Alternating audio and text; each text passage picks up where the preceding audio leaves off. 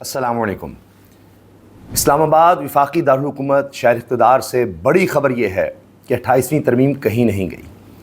اگر یہ سمجھا جا رہا تھا کہ جی بجٹ اب پاس ہو گیا ہے اور معاملہ طے ہو گئے ہیں، 28ویں ترمیم کی کوئی ضرورت نہیں ہے، تو جناب ایسا کچھ نہیں ہے۔ یہ ہے اصل خبر۔ اب آپ جانتے ہیں کہ ایم کیو ایم خود سے کچھ نہیں کرتی، خود سے کچھ کر ہی نہیں سکتی، چونکہ ان کے بارے میں تو بلاول بھٹو نے کہہ دیا کہ ان کی تو کوئی سیٹ اپنی نہیں ہے۔ جو حال نون لیگ کا ہے اس سے بدتر حال ایم کیو ایم کا ہے، یہی حال قاف لیگ کا ہے۔ سب کو اسی طرح سے بٹھایا گیا ہے، لایا گیا ہے۔ اب اس کا جواب تو آنا ہی تھا۔ اس سے پہلے کہ ایم کیو ایم اب کیا کر رہی ہے اور دیگر مہرے یا دھڑے کیا کرنے والے ہیں، اس سے پہلے 28ویں ترمیم کی ذرا سن لیجئے۔ ہم نے آپ سے عرض کیا تھا کافی دن پہلے، جب ابھی بجٹ کی بات شروع بھی نہیں ہوئی تھی، اور اس میں رؤف کلاسرا صاحب کو بھی کریڈٹ جاتا ہے کہ انہوں نے کہا کہ زرداری صاحب لٹکانے کی کوشش کریں گے 28ویں ترمیم کو، اور وہ چاہیں گے کسی طرح سے معاملہ لٹکتے لٹکتے یہ بالکل قریب چلا جائے بجٹ کے، اور پھر بجٹ پیش ہو جائے اور اس کے پھر آگے چلا جائے۔ یہ ان کی کوشش تھی۔ تو زرداری صاحب اس میں کامیاب ہو گئے، معاملے کو لٹکاتے رہے، لیکن اتنا آسان نہیں تھا لٹکانا، چونکہ یہ معاملہ 26ویں ترمیم سے لٹک رہا ہے۔ 27ویں ترمیم میں کہا گیا کہ پھر آگے کر دیں گے، اور یہ تو بات بلاول بارہا کہہ چکے ہیں۔ جس طرح مولانا فضل الرحمان نے کہا تھا جی ہم نے سانپ کا ڈنگ نکال دیا ہے، وہ ڈنگ کیا نکالنا تھا، اس کے بعد 27ویں ترمیم میں اس نے ڈس لیا۔ تو بلاول بھی کہتے رہے کہ جس میں یہ بھی تھا، اس میں وہ بھی تھا، اس میں نئے صوبوں کی بات تھی، اور پتہ نہیں کیا کیا تھا، وہ ہم نے نکال دیا۔ اب زرداری صاحب نے بیچ کا راستہ یہ نکلوایا، بڑی میٹنگز کرتے رہے، اور اس میں خزانہ کے لوگوں کو بھی بلایا، اپنی اکنامک ٹیم کو بھی بلایا، اور حل کیا نکالا کہ جی صوبے پارٹیسپیٹ کریں گے۔ وفاقی حکومت کو ضرورت ہے فنڈز کی، اس کے بغیر بجٹ ہی نہیں بن سکتا۔ آئی ایم ایف کو یقین دہانی کرانی پڑے گی۔ تو پھر جس طرح پہلے سرپلس بجٹ کا کہا، سرپلس کا یہ کہ جی ہم کچھ نہ کچھ رقم بچائیں گے، ساری نہیں خرچ کریں گے، کچھ بچا کے رکھیں گے۔ تو اب اس دفعہ یہ تھا کہ ہم اپنی رقم سے بھی کچھ دیں گے، اور اس میں سب سے زیادہ کٹ کس کو لگا؟ پنجاب حکومت کو، پنجاب کے صوبے کو 700 ارب روپے، تقریباً ان کے ترقیاتی بجٹ کو آدھا کٹ لگ گیا۔ باقی ابھی تک بات چل رہی ہے کہ سندھ جو ہے 100 ارب دے گا، 200 ارب دے گا، یہی کچھ خیبر پختونخوا حکومت کے حوالے سے ہو رہا ہے۔ لیکن ابھی تک خیبر پختونخوا کی حکومت کی طرف سے یہی اعلان ہے کہ جی خان سے ملاقات ہوگی، اس کے بعد کی بات ہے۔ لیکن وفاقی حکومت آئی ایم ایف کو یقین دلا چکی ہے، اور بجٹ بھی اسی تناظر میں بنایا ہے کہ جی کم از کم 1000 ارب روپیہ یا 1200 ارب روپیہ یہ صوبوں سے آ جائے گا۔ تو بجٹ اس کو نظر میں رکھ کے اس خانے کو پر کر کے 1200 ارب روپیہ جی یہاں سے آئے گا، 1700 ارب روپیہ ہم پیٹرولیم ڈیولپمنٹ لیوی سے اکٹھا کریں گے۔ ہر چیز کا خانہ آپ کو پر کرنا پڑتا ہے، اتنا یہاں سے آئے گا، اتنا یہاں سے آئے گا، اس طرح کریں گے، پھر بھی خسارے کا بجٹ ہے۔ تو وہاں انہوں نے لکھ لیا ہوا، لیکن بھی خیبر پختونخوا کی حکومت ابھی تک نہیں مانی ہوئی۔ تو بہرحال جناب یہ تو کر دیا گیا، لیکن کیا یہ حل ہے؟ اس سے تو این ایف سی وارڈ میں چینج نہیں آیا، یہ تو وقتی ہے، اور تو اور اس میں نئے صوبوں کی کہیں بات ہی نہیں ہے۔ اس کے ساتھ ساتھ یہ کہ جو 18ویں ترمیم میں محکمے چلے گئے تھے صوبوں کے پاس، وہ بھی تو ریورس نہیں ہوئے۔ 28ویں ترمیم یہی تو ہے کہ 18ویں ترمیم میں سے کئی ڈپارٹمنٹس بھی لیے جانے تھے، یہ خبریں آئی تھیں، صحت بھی چلا گیا، تعلیم بھی چلی گئی، اور سے کوئی بہتری نہیں آ سکی، اور بہت سے ڈپارٹمنٹ سارے صوبوں کو چلے گئے۔ یہ نہیں ٹھیک جی، یہ وفاق کے پاس آنے چاہیے، تو لہٰذا وہ پھر فنڈز بھی اس طرف زیادہ ہوں گے۔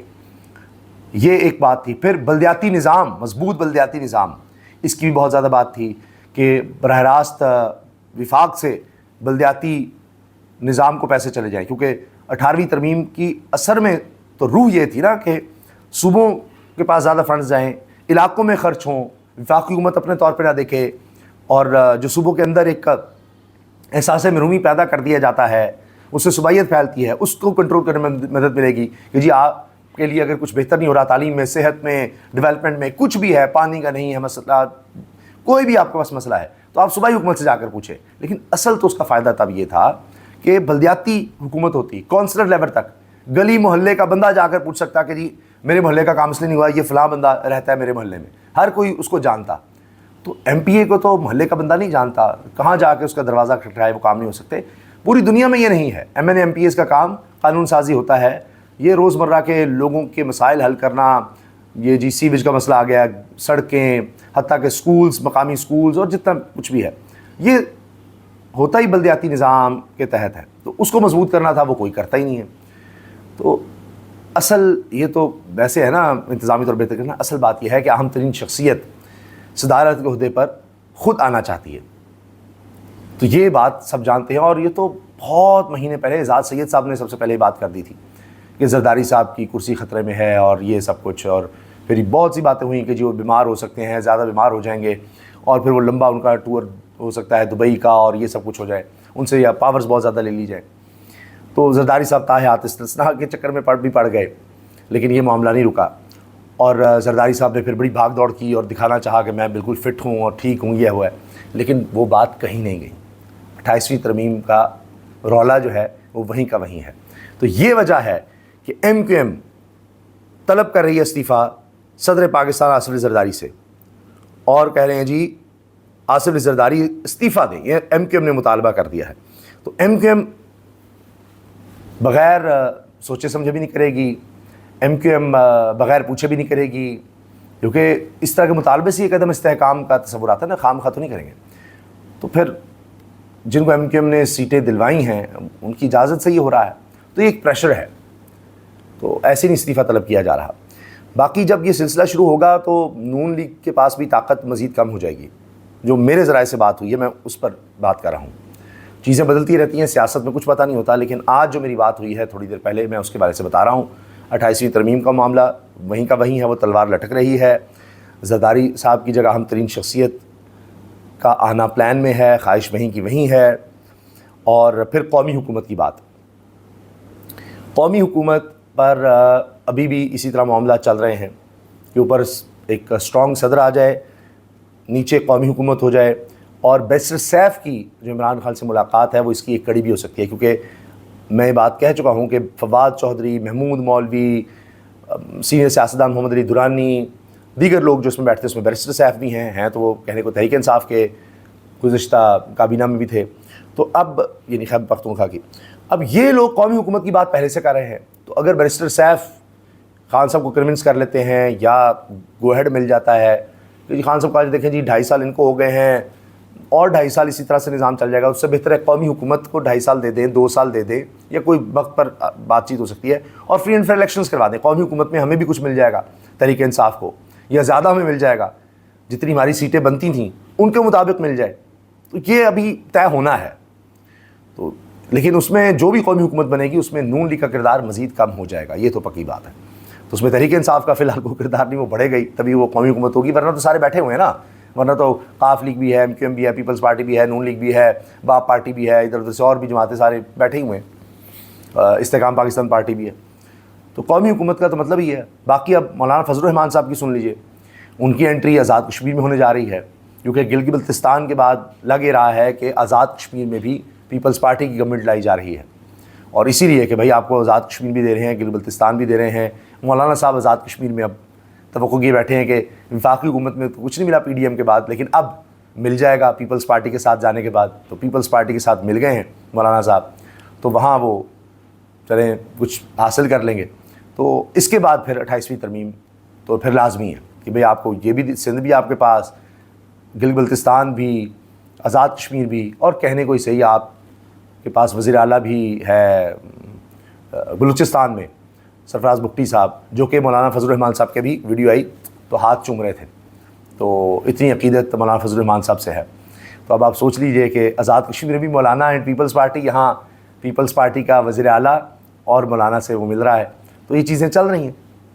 تو مولانا صاحب کی اس لحاظ سے انٹری ہو رہی ہے، وہ بھی کافی عرصہ ہو گیا اب اقتدار سے باہر ہیں، براہ راست اقتدار سے باہر ہیں، ورنہ ہمیشہ پیپلز پارٹی ان سے کنسلٹ کرتی ہے، نون لیگ بھی جاری ہوتی ہے، ان کو تنگ کوئی نہیں کرتے۔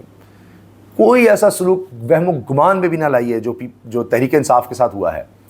حقیقی اپوزیشن پہ کردار ادا کریں، ذرا کچھ جلسے جلوس کریں، کچھ اس طرح کا کریں، کوئی پریشر ڈالیں، تو مولانا بھی اس حد تک نہیں آتے، بیانات کے حد تک ضرور وہ رہتے ہیں، تو اب ان کو بھی ساتھ شامل اس لحاظ سے کیا جا رہا ہے۔ تو پھر آگے دیکھیں قومی حکومت کا کیا بنتا ہے، 28ویں ترمیم کا کیا ہوتا ہے۔ باقی اب صورتحال یہ ہے کہ جی اب تو اپنے جو نگران وزیر اعلیٰ پنجاب لگائے گئے، جن کے خلاف خان صاحب بہت زیادہ وہ 35 پنکچر کا کہتے تھے، نجم سیٹھی صاحب کیس کر چکے ہیں، پی سی بی کے بار بار چیئرمین بنے نون لیگ کے دور میں، اب وہی شکوہ کر رہے ہیں کہ نون لیگ کو ہو کیا گیا ہے۔ پنجاب حکومت کو جو نیا بل آ رہی ہے وہ اس لیے کہ پنجاب میں ایک سیاسی جماعت کا زور ہے، اور سیدھی سی بات ہے کہ وہ جماعت ابھی تک فارغ نہیں ہوئی، اور ڈر لگ رہا ہے کہ اگلے بلدیاتی انتخابات بھی کروانے ہیں، اس کے پیچھے یہی موٹو ہے۔ لیکن نا بلدیاتی انتخابات کروانے پڑ رہے ہیں تو اوپر سے ڈنڈا پڑ رہا ہے، تو اس وجہ سے انہوں نے پنجاب میں کیوں کیا؟ اب سوال یہ ہے کیوں کیا؟ پنجاب میں شورش زیادہ رہی ہے، اور پنجاب میں ایک سیاسی جماعت کا بڑا زور ہے اور اس سیاسی جماعت کو فارغ نہیں ابھی تک نہیں ہوئی سیدھی، تو اس کے لیے قانون لا رہے ہیں پنجاب میں جو ہیبیچول افینڈرز کے خلاف یا اینٹی سوشل بیہیویئر، کہ اگر کسی کا سماج کے خلاف بیہیویئر ہے تو اس کو پکڑ سکتے ہیں، جائیداد بھی ضبط، اکاؤنٹس بھی، سب کچھ۔ تو اب یہ حکومت کی کمیٹی نے ڈیسائیڈ کرنا ہے، کمشنری کمیٹی کہہ لیں اس کو، تو اب وہ اسی لیے ہے کہ یہ جی یہ شخص، یہ پارٹی کا کارکن فلاں، یہ سب اینٹی سوشل، سماج کے خلاف یہ اس کا بیہیویئر ہے، اس کا انداز، یہ بات ایسی کرتا ہے، یہ تقریر ایسی کر دیتا ہے، یہ پوسٹ ایسی لگا دیتا ہے، یہ تنقید اس طرح کی کر دیتا ہے، تو بس اس کو پکڑ لو۔ یہ ہو رہا ہے۔ اپنوں کی بات ہے تو جناب اب یہ بات کہہ رہے ہیں محترم ملک احمد خان صاحب، اسپیکر پنجاب اسمبلی کے، ان کو بھی پتہ ہی نہیں کہ یہ قانون آ گیا۔ انہوں نے بلایا کہ بھائی مجھ سے پوچھنا نہیں ہوتا کہ پنجاب میں ایسا قانون لایا جا رہا ہے۔ علی او بھائی علی صاحب میری طرف اٹینڈ کرو، یہ لا پیش ہو چکے ہاؤس میں، تو آپ نے میرے سے سائن نہیں لینا ہوتا جانے سے پہلے؟ نہیں، جب یہ ہاؤس میں لے ہوتے ہیں تو isn't the speaker to be informed for the law؟ سر ایک سیکنڈ پلیز۔ اسپیکر کو نہیں بتانا تھا؟ بڑے غصے میں وہ بتایا ہی نہیں مجھے، کہہ رہے میں تو اس پہ بڑا سخت ایکشن لوں گا۔ یہ جناب ان کا حال ہے۔ تو یہ ٹکراؤ آپ کو، یہ ایم کیو ایم پیپلز پارٹی ورسز ایم کیو ایم پیپلز پارٹی، ابھی Peoples Party versus Noon League, within Noon League, یہ بڑا کچھ آپ کو نظر آئے گا۔ تو فیصل واڈا صاحب آئے تھے، وہ غائب ہو گئے، ابھی اور بہت کچھ ہونا ہے۔